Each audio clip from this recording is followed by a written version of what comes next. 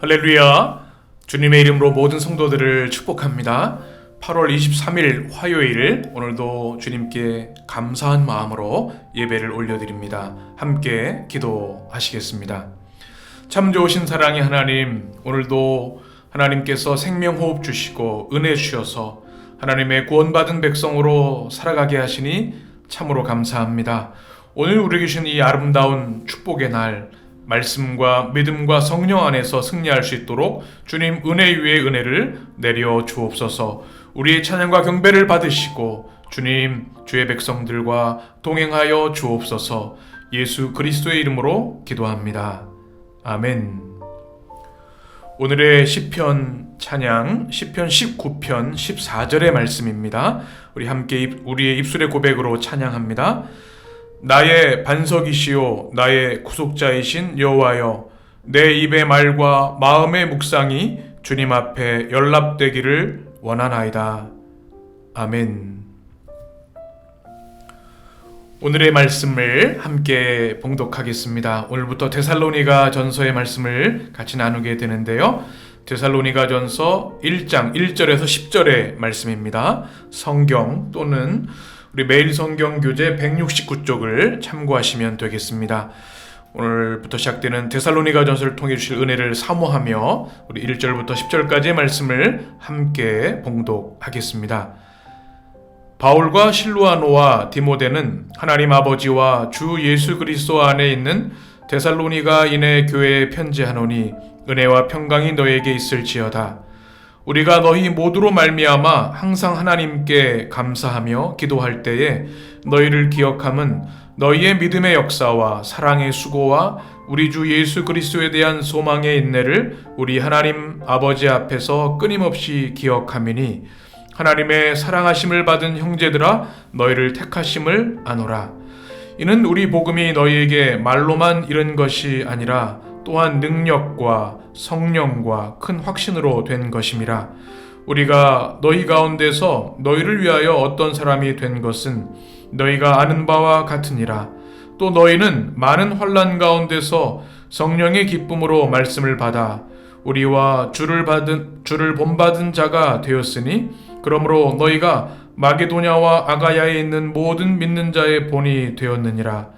주의 말씀이 너희에게로부터 마게도냐와 아가야에만 들릴 뿐 아니라 하나님을 향하는 너희 믿음의 소문이 각처에 퍼졌으므로 우리는 아무 말도 할 것이 없노라.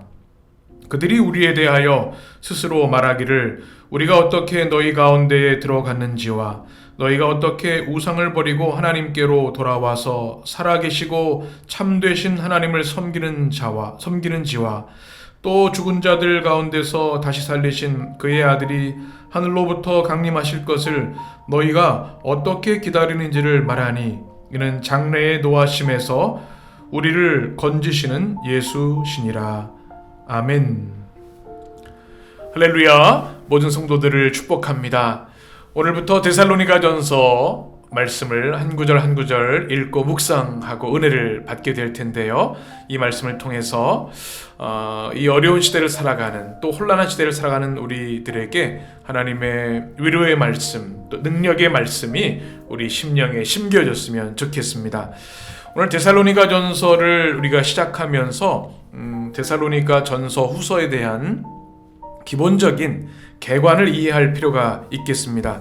여러분 가지고 계시는 매일 성경 큐티 교재에 보시면 164쪽에 어리지만 강인한 교회를 향한 실천적 권면이라는 제목으로 데살로니가 전후서 개론에 대한 이야기를 잘 기록해 놓았습니다.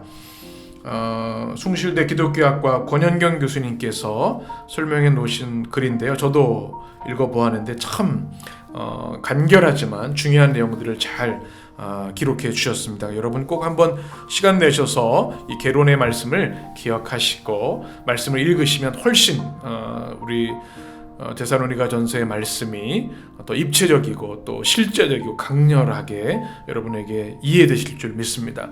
오늘 간단하게 먼저 데살로니가 전서 개관을 나눈다고 한다면 이 데살로니가라고 하는 것은 도시입니다. 저도 성지순례를 통해서 이 도시를 방문해 본 기억이 있는데요. 굉장히 인상적이었습니다. 이 데살로니가라고 하는 도시는 주전 316년 마게도냐 왕 카산드로가 명명한 이름입니다. 자기 아내였던 테살로니케라고 하는 아내의 이름이죠. 그의 이름을 따서 건설한 도시입니다. 마게도냐라고 하는 그 지역의 주도였고 로마의 군사적 요충지였습니다. 퇴역 장성들이 많이 몰려 살기도 했던 곳인데요. 이 바울 당시에 문물과 교통의 요충지였다는 것을 기억하시면 좋겠습니다. 특별히 로마 황제에게 충성을 맹세한 도시였기 때문에 황실로부터 정치적으로 경제적으로 많은 혜택을 받았던 그런 아주 굉장히 그 당시에 우리가 흔히 말하는 핫플레이스, 인기 있는 그런 도시였습니다. 특별히 이곳에는 다양한 신전 제사가 있었고요. 황제 숭배가 만연했습니다.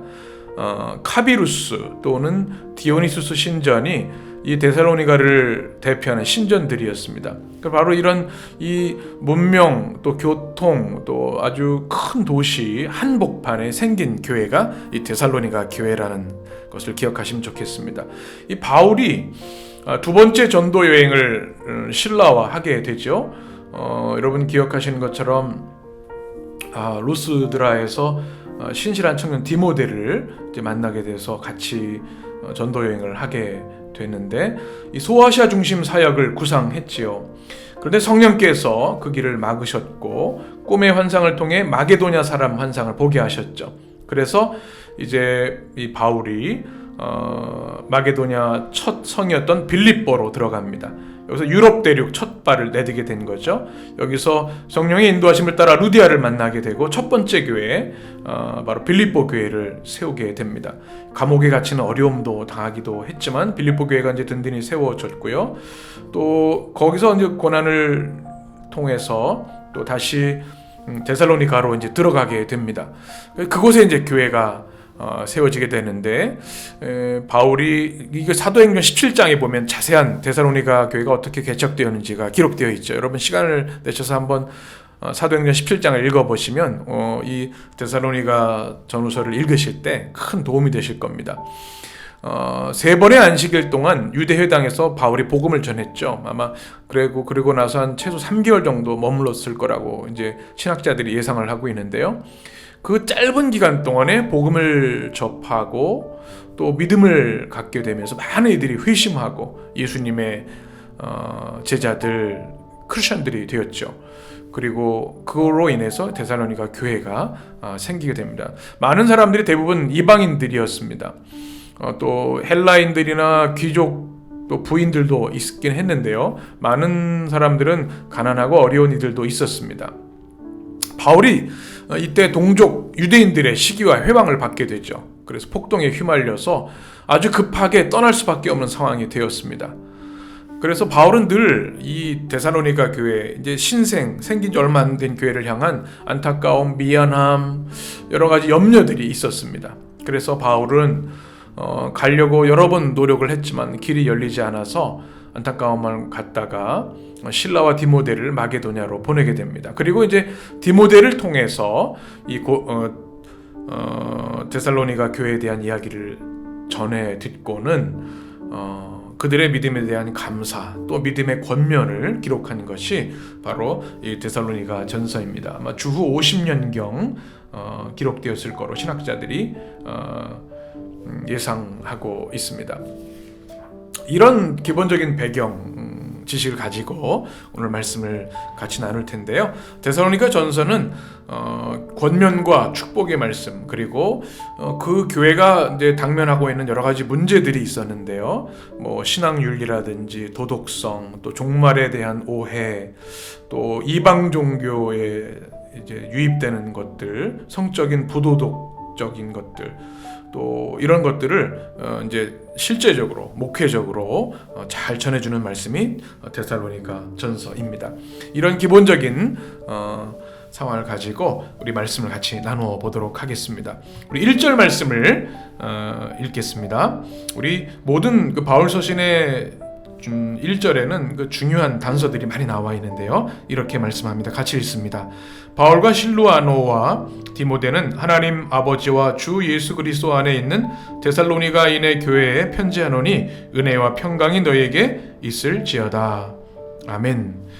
바울이 이 편지를 시작하면서 인사말, 축복의 말씀을 하고 있죠.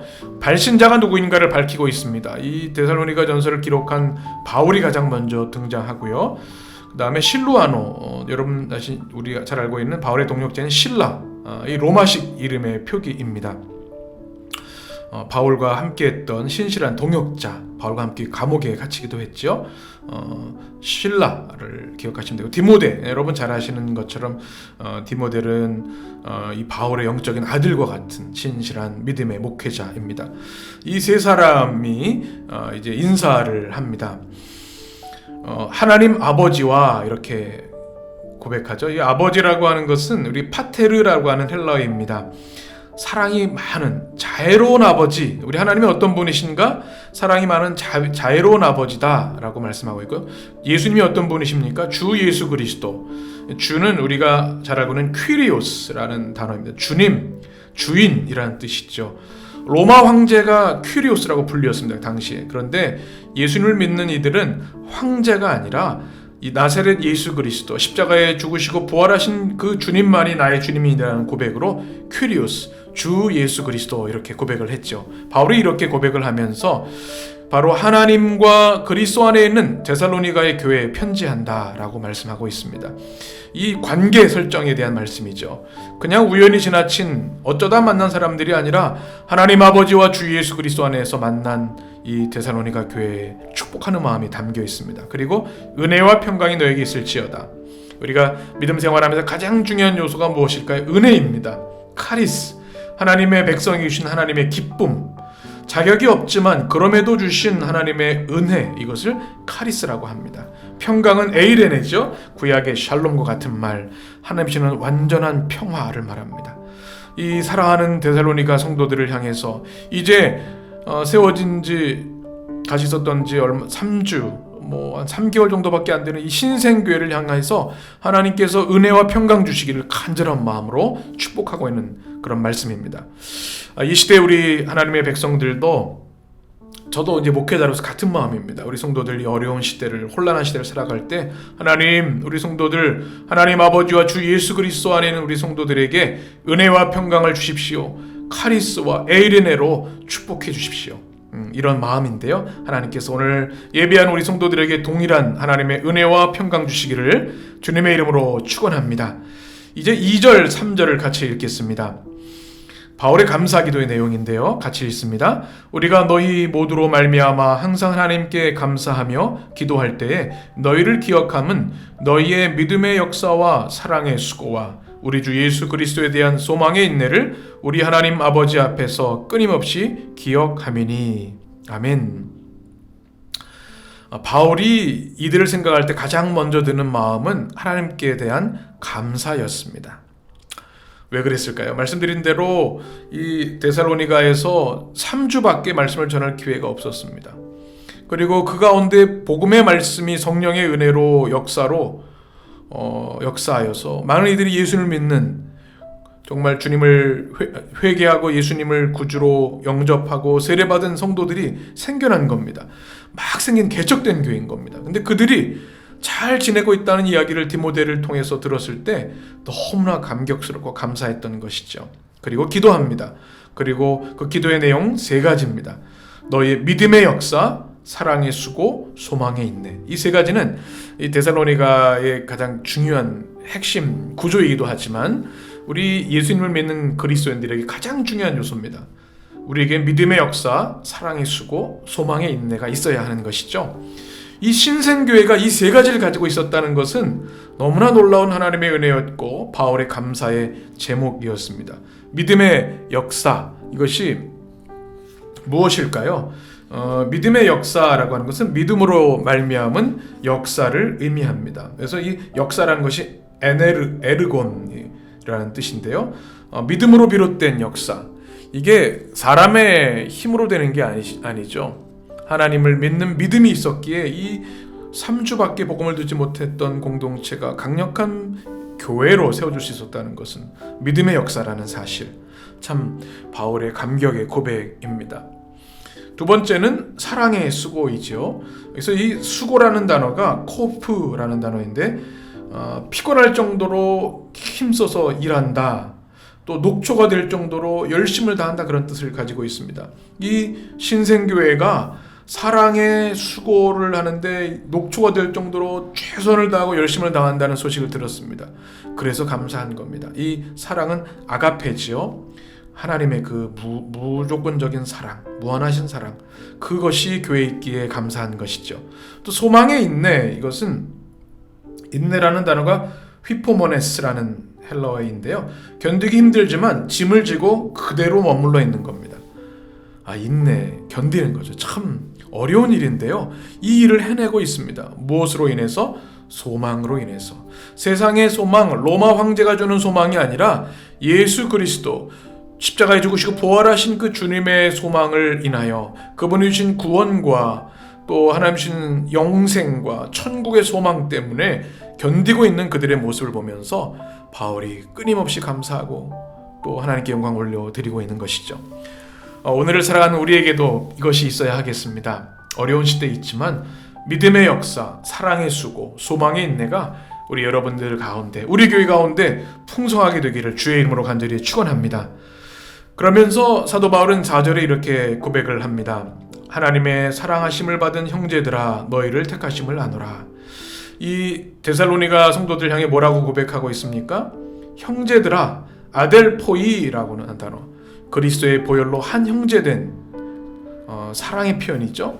그리고 어떤 존재인가 하면 하나님의 사랑을 무한히 공급받고 받는 형제라는 사실입니다. 우리가 교회 안에 참 다양한 성도들이 있습니다. 제가 서두에 말씀드린 것처럼 이 데살로니가 교회는 특별히 이방인 크리스천들이 많았습니다. 또 귀족도 있었지만 가난한 이들도 있었습니다. 그러나 그 모두가 그리스도 안에 형제가 되었다. 이건 혁명적인 고백이죠. 이 로마 시대 당시에 주인과 종, 가난한 자, 부한 자는 큰 차이가 있었는데요. 형제가 될 수 없었는데 예수 그리스도를 믿는 믿음 안에서 형제가 된 겁니다. 얼마나 큰 축복입니까? 그리고 그들은 모두 하나님의 사랑을 받은 자다. 모든 신분, 출신, 지위고하를 넘어서서 하나님의 사랑받는 형제다라고 하는 축복의 말씀.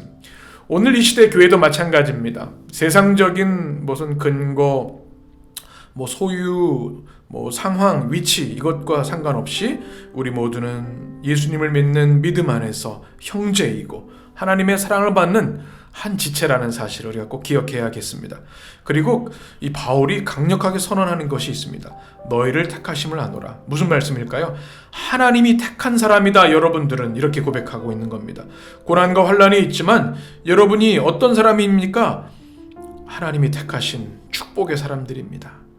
너무나 큰 축복이죠. 그래서 에클로게라고 하는 헬라어로 쓰여 있습니다. 택하심을 받다. 이것은 하나님의 은혜에 기인한 선택, 하나님의 절대적인 은혜, 또 주권으로 택함 받은 사람들이라는 것입니다.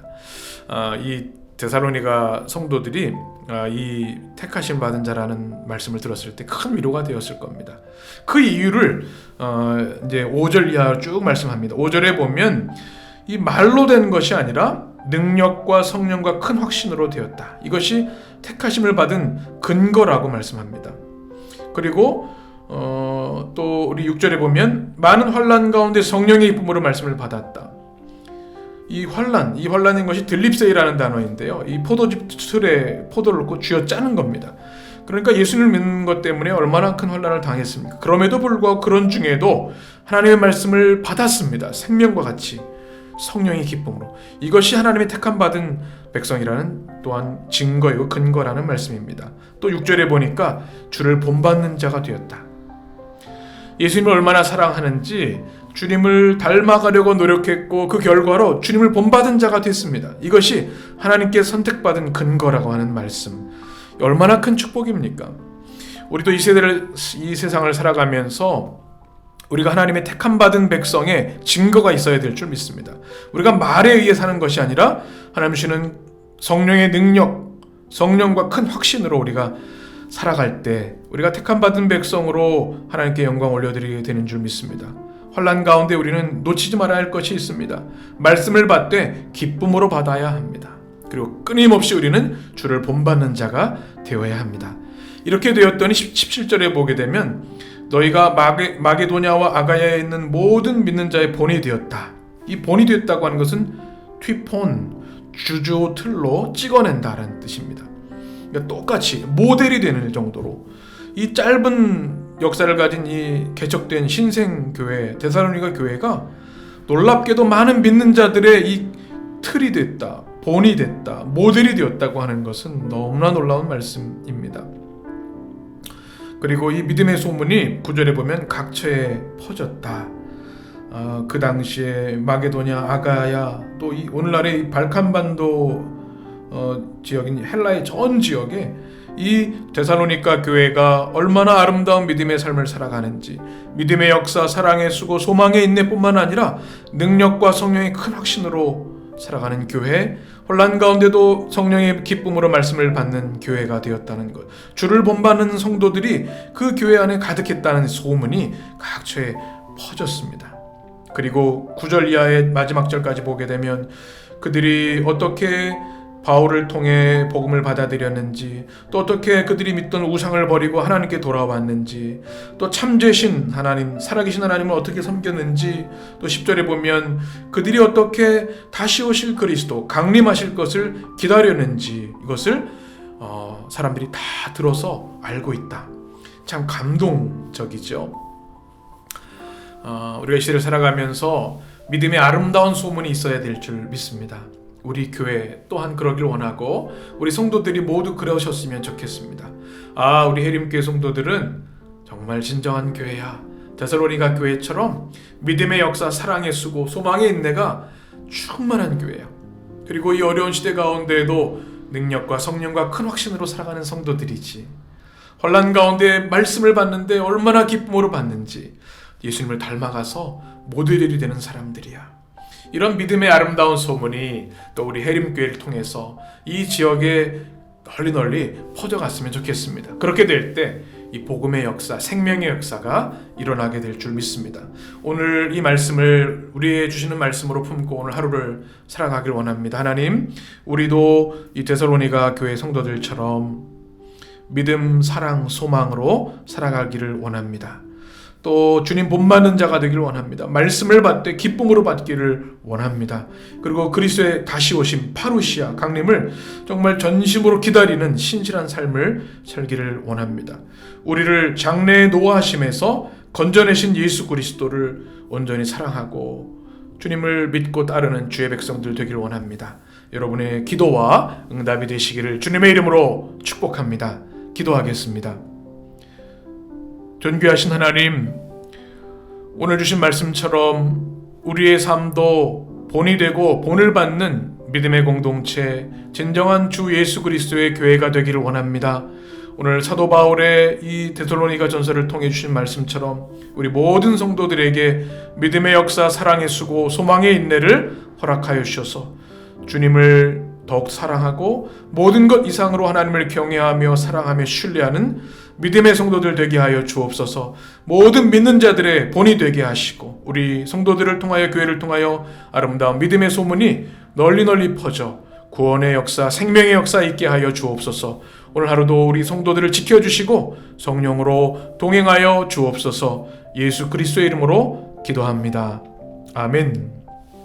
주님의 기도로 아침 예배를 마치겠습니다. 하늘에 계신 우리 아버지여, 이름이 거룩히 여김을 받으시오며 나라의 임하옵시며 뜻이 하늘에서 이룬 것 같이 땅에서도 이루어지이다. 오늘날 우리에게 일용할 양식을 주옵시고 우리가 우리에게 죄 지은 자를 사하여 준 것 같이 우리 죄를 사하여 주옵시고 우리를 시험에 들게 하지 마옵시고 다만 악에서 구하옵소서. 나라와 권세와 영광이 아버지께 영원히 있사옵나이다. 아멘.